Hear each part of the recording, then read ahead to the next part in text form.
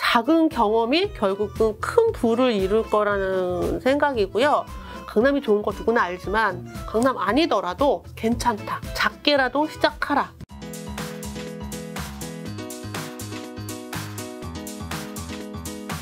오늘 책은 오늘부터 1000만 원으로 부동산 투자 시작 편입니다.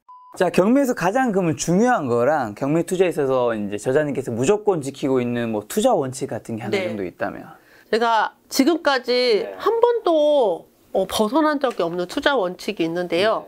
현장 답사하기예요. 현장 답사를 안 하고 입찰하시는 분들이 계시더라고요.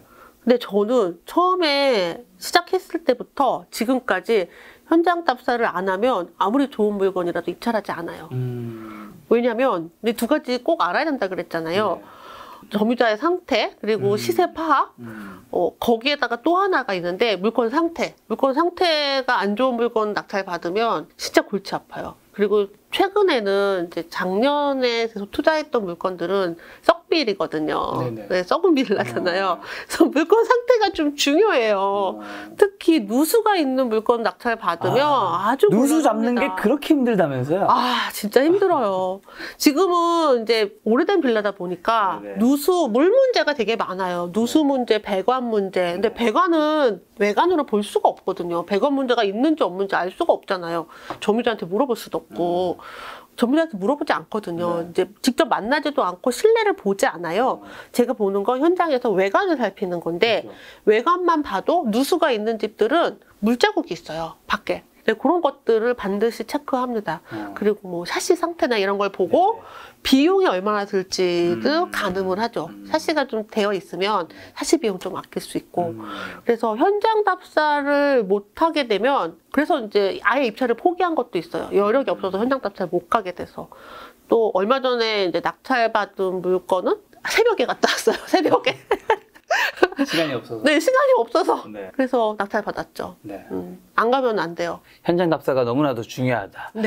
자, 현장 답사를 하고 너무 마음에 들어서 내가 살려고 했는데 이게 또 내 돈으로 다 살려면 돈이 없잖아요. 이 책 제목도 그래서 1000만 원 이게 박혀 있는 건데 그럼 대출 레버리지 활용해야 되잖아요. 이거 좀 똑똑하게 잘 활용하는 방법은 없나요? 일단 처음 시작하시는 분들은 자꾸 주거래은행을 생각하시더라고요. 주거래은행 뭐 당연히 거기 아닌가요? 주거래은행에서 경락잔금 대출을 안 해주기도 하고 그리고 잘 모르기도 하고 그래서 경매로 낙찰되는 물건들에 대한 대출은 담당자가 이거를 권리 분석을 할 줄 알아야 되거든요. 그러니까 주거래은행 가서 물어보면 엉뚱한 답이 나올 수밖에 없어요. 그래서 미리 좀 체크를 하셔야 되는데 법원 앞에 가면 그 대출을 하시는 분들이 계시는데요. 그분들한테 미리 확인하셔도 좋고, 여기 지금 레오님 나오셨나요? 아직 안 나오셨어요. 네, 대출도 그렇게 전문가이신 레오님 같은 분들에게 직접 또 문의를 하셔도 좋고, 경매에 관련된 대출을 취급하는 은행이 정해져 있어요. 그리고 항상 거기만 하는 것도 아니고, 그럼 얼마나 좋아. 계속 거기만 물어보면 되잖아요. 근데 그것도 아니고, 다 이제 그때그때 캐파가 다르거든요. 지점마다. 그래서 이제 요걸 일단 인지를 하시고, 요거는 전체적인 문제지만 또 나만의 문제도 있어요. 본인이 대출이 안 나오는 줄 모르는 분들도 계시더라고요. 그래서 가장 기초적인 대출의 공식이 있잖아요. 뭐 LTV, 집 가격 대비 한도 얼만큼, 뭐 DTI, 자기 소득 대비 얼만큼 나오는지, 여기다가 자기 신용 상태, 뭐 맨날 현금 서비스 맨날 이렇게 쓰면 신용 상태가 아주 바닥이거든요. 그거를 모르고 낙찰을 받으면 대출을 못 받아서 미납하게 되는 거죠. 정말 많습니다. 그래서 미납을 하게 되면 보증금이 법원에 몰수되고 채권자들한테 간다 그랬잖아요. 그 많은 분들 중에서 아주 많은 비율로 대출 못 받는 분들이에요. 그래서 미리미리 체크하셔야 됩니다.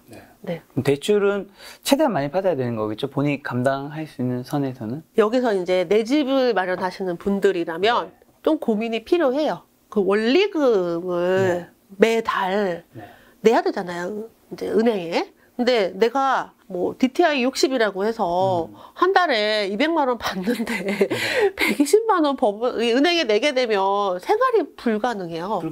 불가능하죠. 그래서 내가 과연 감당할 수 있는지 좀 체크를 해보실 필요가 있어요. 그리고 한 번도 이자를 안 내보신 분들은 그게 얼마나 큰 무게인지를 잘 모르시더라고요. 그래서 만약에 그게 감당이 안 될 것 같다 그러면 사이드 잡으러 하시던가 유튜브를 하나 하시던가 뭐 하셔서 수입을 더 늘리실 어떤 대안이 있지 않으면 너무 무리해서 대출을 가득 받게 되면 글쎄 저는 내 집 마련하시는 분들한테는 그렇게 가득 대출을 받는 걸 그렇게 권하진 않습니다. 제가 과거에 이제 영끌에서 망한 분들을 좀 봤거든요. 그래서 영끌은 저는 못 권하겠어요. 특히나 또 지금 같은 시기에는 더 조심해야 되는 거겠죠? 그럼요. 아니, 지금 아니더라도 저는 못 권합니다. 네, 내 집 마련은 내가 원리금 감당할 수 있는 수준이 어디까지인지를 반드시 체크를 할 것. 그렇지만 임대는 괜찮아요. 임대는 괜찮아요. 월세 받아서 이자 내고 남는 거니까 임대는 할 수 있는 한도 내에서 최대한으로 받아야 투자금이 적게 듭니다. 자, 요 책 제목 1,000만 원. 자, 1,000만 원으로 그러면 그리고 5천만 원 정도 있다면 현재 좀 어디에 뭘 사면 좀 좋을까요? 서울 좀 수도권 내에서 서울, 경기, 인천 뭐 있을까요? 있죠. 네. 수도권이면은 사실 서울도 얼마 전에 한 물건이 1억이 안 됐어요, 빌라가. 1억. 그런 낙찰가가 물론 이제 어디 서울 어디? 은평구에 한 물건도 있고요. 뭐 부천. 여기 지금 얼마 전에 받았거든요. 네. 근데 그런, 물론 이제 썩빌이죠. 네.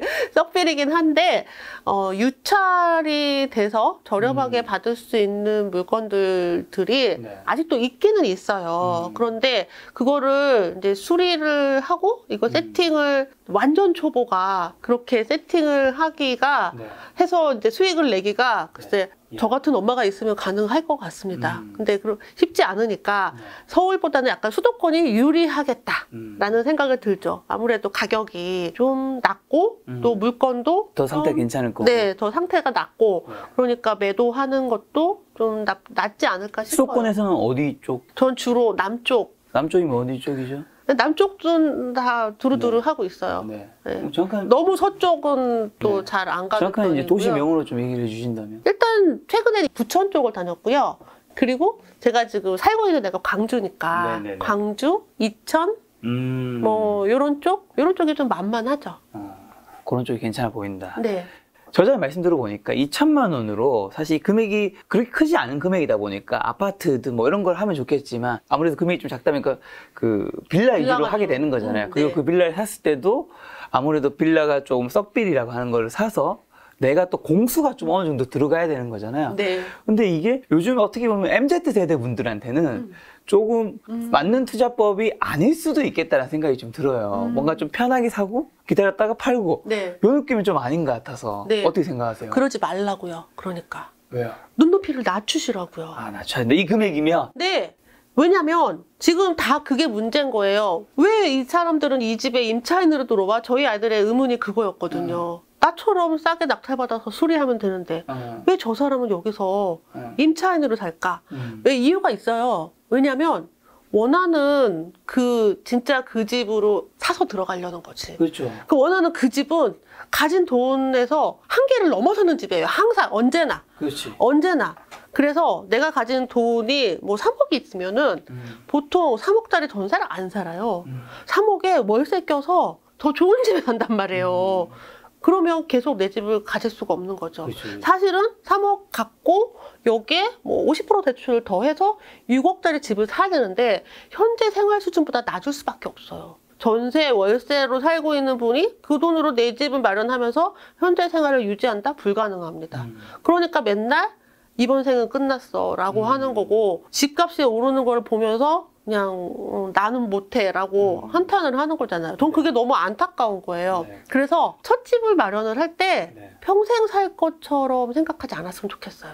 그 집에서 평생 사는 거 아니에요. 내가 임차인을 벗어나는 거니까. 임차인으로 머무는 동안은 계속 임차인으로밖에 생활할 수가 없거든요. 일단 마음에 안 들더라도 저자님은 내 집은 마련하자. 네, 네. 그러면 혹시 1,000만 원으로 아파트 투자도 가능한가요? 네. 근데 내 집으로는 좀 곤란을 하고요. 임대로 하면은 이제 가능하죠. 다만 여기에 이제 잠시 융통할 수 있는 돈이 있어야 돼요. 왜요? 경매에서는 전세가보다 더 저렴하게 낙찰 받는 게 가능하거든요. 네네. 그러면 전세보다 저렴하게 낙찰을 받아서 네.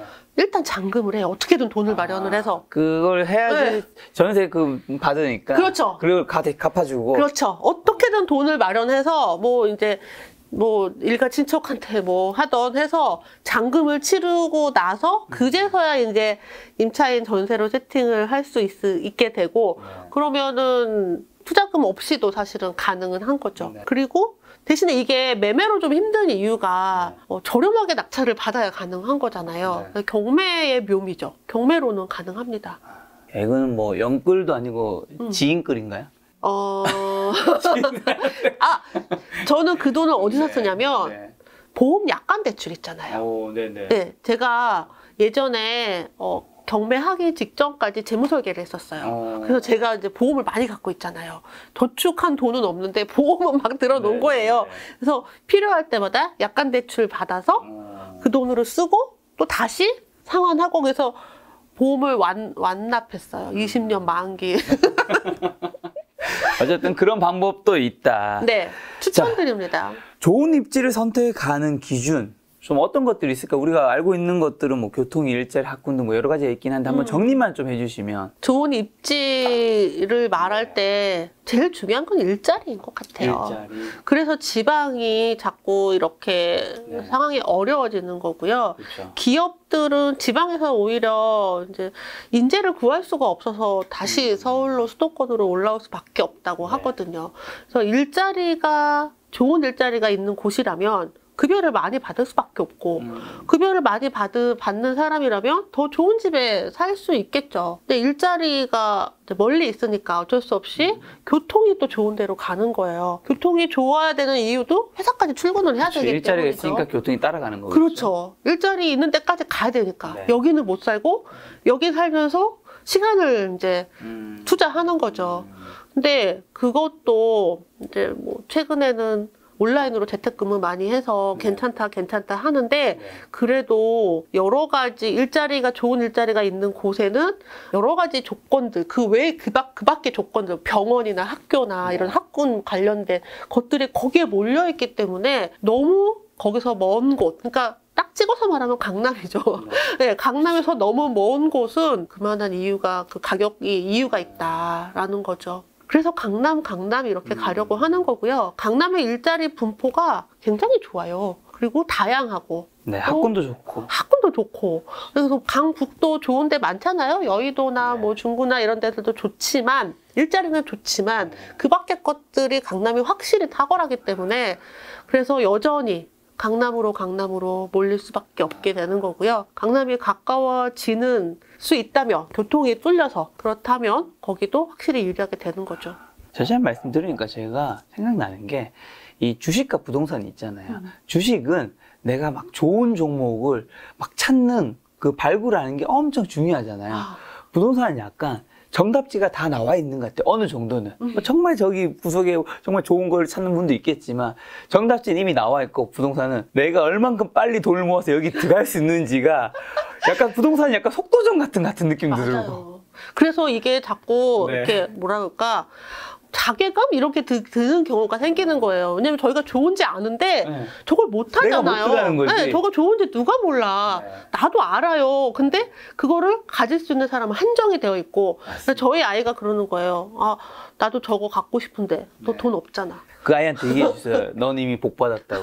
부모님이 지금 경매까지 다 도와줬는데. 그래서 일단 한번 경험을 해보는 게 전 중요하다고 생각해요. 이거를 뭐 떼돈을 버는 거는 아니지만 작은 경험이 결국은 큰 부를 이룰 거라는 생각이고요.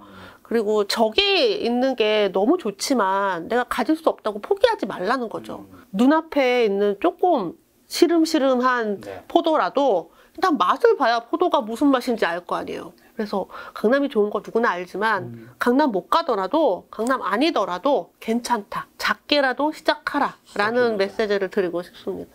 자, 그러면 최근에 부동산 시장 분위기는 좀 어떤지 수도권의 아파트를 중심으로 했을 때 좀 어떤가요? 지금 그러니까 좀 주춤해요. 거래 자체가 좀 많이 주춤을 하고요. 일단 매수세가 별로 없죠. 뭐 매수를 하려는 분들이 좀 분위기를 보고 있는 상황이 계속 이어지고 있어요. 맞아. 근데 반면에 투자하시는 분들 중에서는 또 적극적으로 투자하시는 분들이 또 계속 계세요. 그래서 법정 분위기로 말씀을 드리면 법원의 경쟁이 확 줄었어요. 그래서 오시는 분들의 숫자가 줄었는데 그렇다고 낙찰가가 저렴하진 또 않은 약간 이런 모양새를 보이고 있어요. 그래서 예전 같았으면은 뭐 20명, 30명이 왔을 텐데 지금은 5, 6명이 들어와서 그렇다고 너무 결코 낮지도 않은 시세보다 약간 저렴한 수준으로 낙찰을 받아가는 거죠. 그래서 얼마 전에 이제 반포자이가 낙찰이 됐는데 감정가가 40억, 43억인가 그랬어요? 48억인가? 43억, 뭐 48억. 네, 그 정도 됐는데 얘가 시세가 91평짜리라 시세가 72억 하거든요. 그러니까 어마어마한 사람들이 가서 이제 입찰에 참여를 한 거죠. 그러니까 좋은 물건들은 많이 가서 해요. 낙찰가가 69억. 그러니까 경쟁은 좀 줄어들었는데 경매 시장에서 그렇다고 낙찰 가율이 아주 현저하게 떨어지지는 않았다라는 거를 좀 볼 수 있어요. 그리고 특히 좋은 물건 나오면 좋은 물건이라는 거는 그런 특별한 물건들이요. 또 뭐 토지거래 허가구역에 있는 그런 물건들, 그런 물건 나오면 시세에 가깝게, 시세보다 더 높게 막 낙찰 받아가는 경우들도 있고요. 저는 요새 이제 건물 이런 것도 관심 많아서 그런 것들도 계속 지금 하고 있는데 낙찰가가 너무 높아요. 꼬마 빌딩 이런 것들 있잖아요. 시세를 오히려 넘어서는 것 같아요, 최근에. 그러면 요즘에 아파트 그 미분양 쌓이고 있다고 하잖아요. 이거 좀 뭐 위험한 수치 정도로 봐야 되나요? 아니면 아직은 그 정도는 아닌 건가요? 그 미분양이 지금 많다 해서 제가 좀 봤더니 서울 수도권은 몇천 세대 안 되더라고요. 아직은? 네, 얼마 안 돼요. 그러니까 나타났다. 미분양이 나타났다라는 거가 안 좋은 시그널이 아닌가라는 거에 대한 걱정이, 그러니까 그런 걱정이 먼저 좀 앞선 것 같고요. 전체적으로 보면은 뭐 대구 쪽 이런 쪽에 미분양이 많이 있고, 서울 수도권은 숫자적으로는 그렇게 많지 않아 보이고요.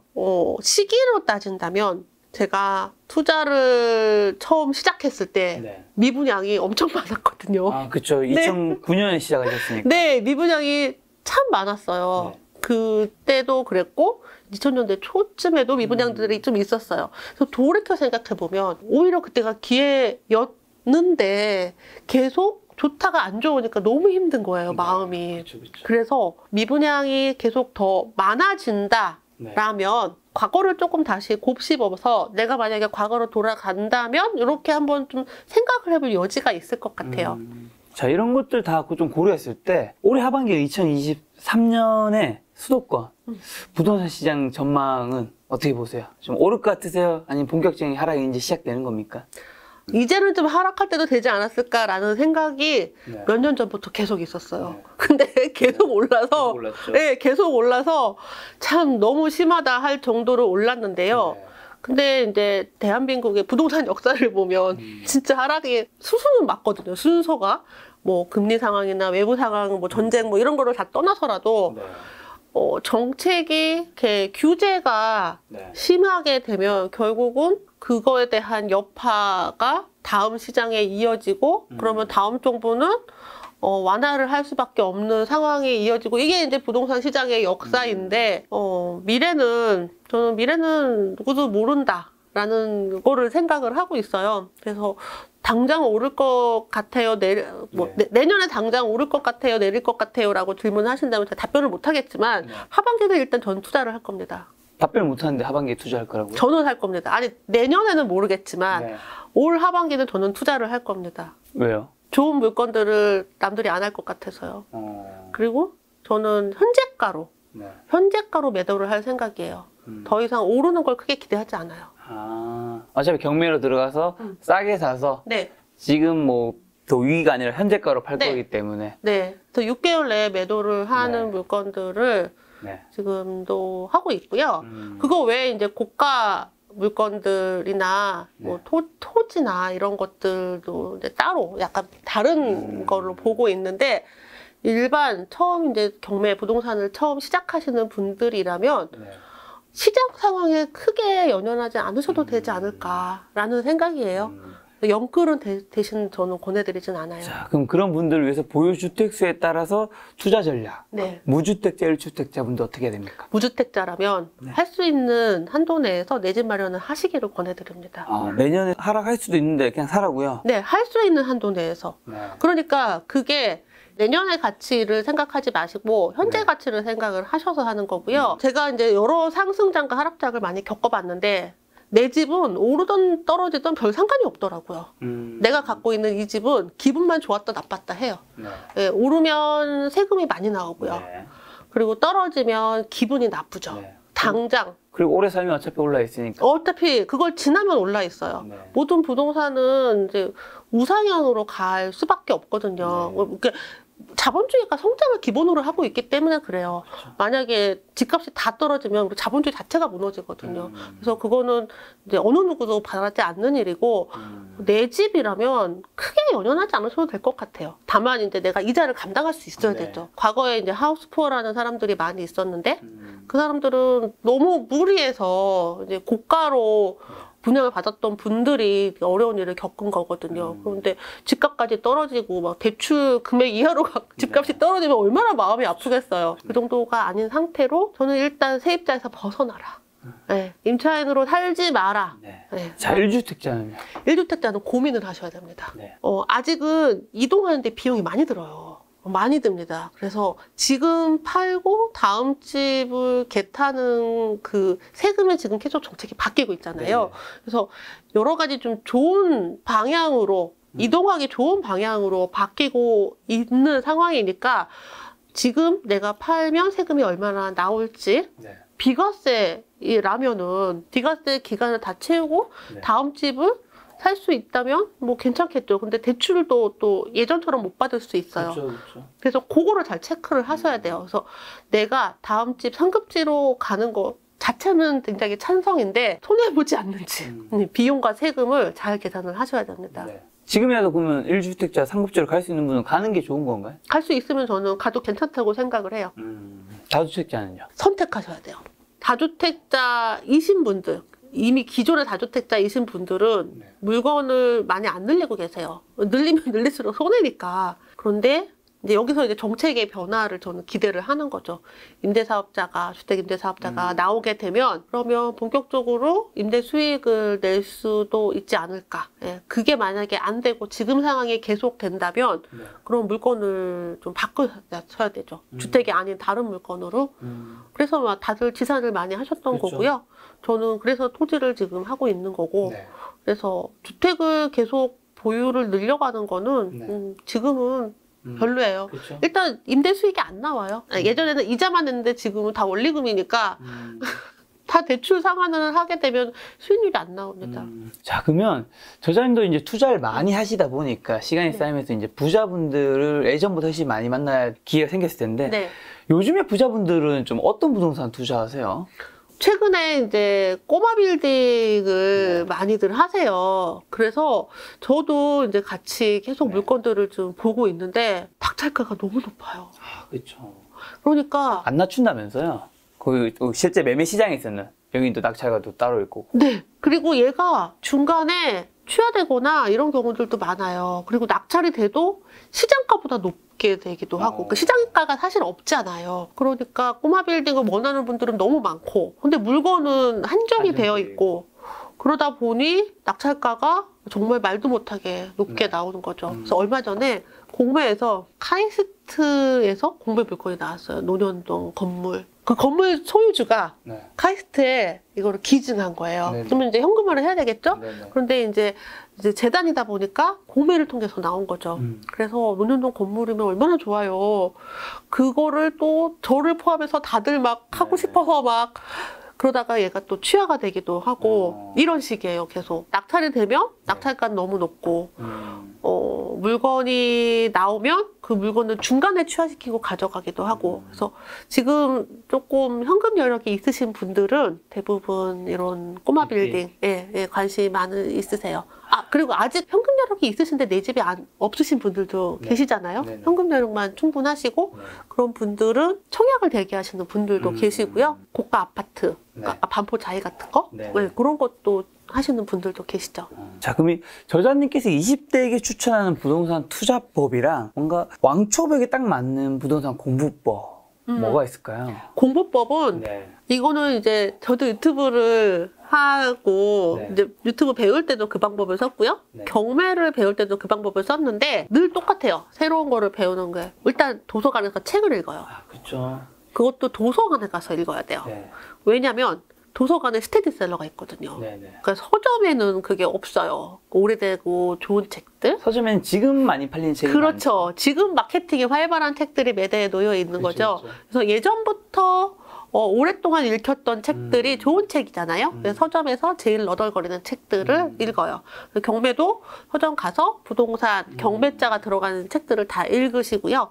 그리고 나서 저 같은 이제 방금 책을 낸 사람들 있잖아요. 이론 정리해서 굉장히 싼 값에 강의를 많이 해줍니다. 그러면 그런 강연에 가서 들으시고요. 책과 강연. 네. 그리고 나서 실전을 하는데 돈이 없을 수도 있잖아요. 그러면 모의 입찰을 하는 거죠. 그래서 뭐 물건 나온 거로 권리 분석하는 거 연습해 가면서 내가 모의 입찰을 이제 얼마를 그냥 써보고 낙찰가랑 비교해보고 그리고 또 좋은 걸 그걸 복귀하는 거예요. 그래서 시간이 지난 이후에 걔는 지금 어떻게 거래가 됐는지를 등기부등본 누구나 다 출력할 수 있잖아요. 그런 것들 한 6개월, 1년 이후에 다시 한번 확인해보고 이러면 진짜 내가 투자를 하지 않더라도 내 공부가 되는 거죠. 제일 좋은 건 내 돈 넣는 거. 내 돈을 딱 넣는 순간 다 보여요. 어떻게 보면 부동산 공부법도 부동산에서 사실 어느 입지가 제일 좋은지 정답이 정해져 있는 것처럼 이 공부법도 책과 강연 그리고 맞아요. 그걸 토대로 내가 실전 경험 만약 그 전에 만약에 그 돈이 없다면 모의 경험을 통해서 맞아요. 그런 경험을 하는 게 정답이다. 자, 부동산 투자도 이 주식 투자처럼 뭔가 멘탈, 이 감정이 중요하다는 얘기 들었는데 네, 맞아요. 어떤 의미일까요? 무엇보다 중요한 것 같아요. 그러니까 집값이 오른다라는 얘기만 들어도 괜히 기분이 좋고. 기분 좋죠. 집에 사는 입장에서는 기분 좋죠. 좋습니다. 근데 집이 없는 사람 입장에서는 기분 나쁘죠. 괜히 기분이 나쁘죠. 네네. 어차피 자기가 살 것도 아니고 팔 것도 아닌데도 그래서 유튜브에서는 집값이 오른다고 말하든 떨어진다고 말하든 댓글은 안 좋습니다. 다 욕먹죠. 네. 맞아요. 왜냐하면 집은 필수제라서 주식은 반대파가 늘 있어. 내가 카카오 없어도 아무 상관없거든요.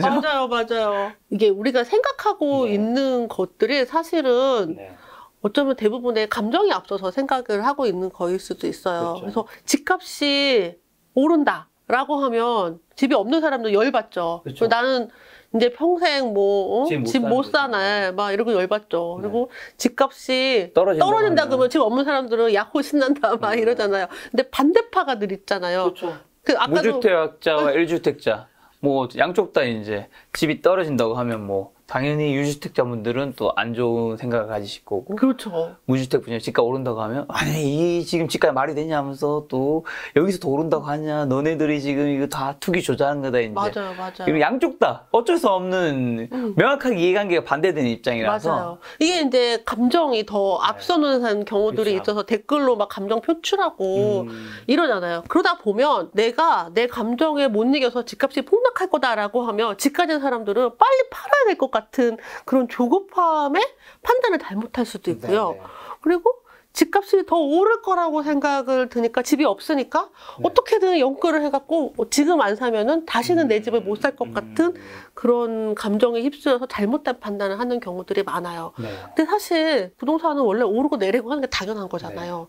근데 여기에 너무 내 감정에 취해서 제대로 된 판단을 못하게 되면 그 이후에 벌어지는 일들은 굉장히 금전적인 손해가 있을 수가 있어요. 그래서 이제 집을 사서 집값이 올랐다는 건 누군가 팔았다는 거잖아요. 이 사람 얼마나 배가 아프겠어요. 너무너무 속상하겠죠. 그렇다고 내가 집 이거 팔아서 인생 망했다라고 생각을 하고 그냥 포기해버리면 안 되잖아요. 그 감정에 휩싸이지 않고 다음번 좋은 기회에 와서 다시 사야지라고 또 생각하시는 분들이 계세요. 그래서 저는 이 사실을 제대로 보고 감정에 휩싸이지 않고 판단하셨으면 좋겠어요. 지금도 집값 폭락한다고 막 이런 얘기들이 너무 많이 나오니까 많이 물어보세요. 그러면 전 어떡하죠?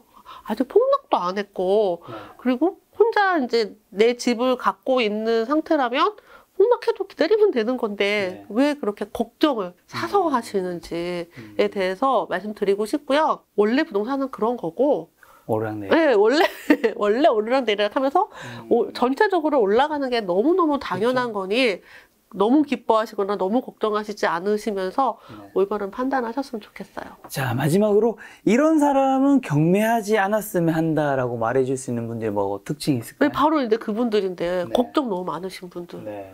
무슨 일이든지 걱정하시는 분들이 되세요. 그리고 네.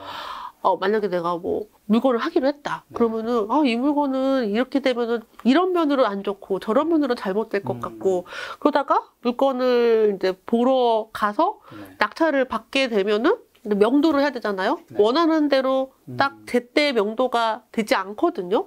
그리고 뭐 매도를 하거나 임대를 놓을 때도 원하는 시기에 딱딱 되지 않는 게 당연하잖아요. 그럼 너무너무 걱정스러운 거예요. 잠도 못 자고 막 머리 다 빠지고 그렇죠. 그런 사람은 경매하지 마시고요. 원래 부동산도 번거로운 일인데 네. 부동산 매매 정도만 하시면 되는데 경매는 알고 하셔야 돼요. 왜냐면 경매가 이제 이 물건의 가치를 판단을 하는 거니까 경매를 알고 그리고 일반 매매를 하시는 게 정신 건강에 좋을 겁니다. 걱정 많으신 분들은 경매하지 마세요. 그냥 하지 말자. 네, 하지 마세요. 알겠습니다. 오늘 이제 저자님과의 영상을 통해서 혹시라도 이제 많은 돈이 아닌 소액을 가지신 분들에게 조금이라도 경매를 이끄는데 길잡이 같은 영상이 좀 되었으면 좋겠다는 생각이 들었습니다. 오늘 만남의 손님은 이영전 저자님이었습니다. 지금까지 여러분 소중한 시간을 함께 해주셔서 정말 감사합니다. 오늘도 김 작가였습니다. 고생 많으셨습니다. 감사합니다.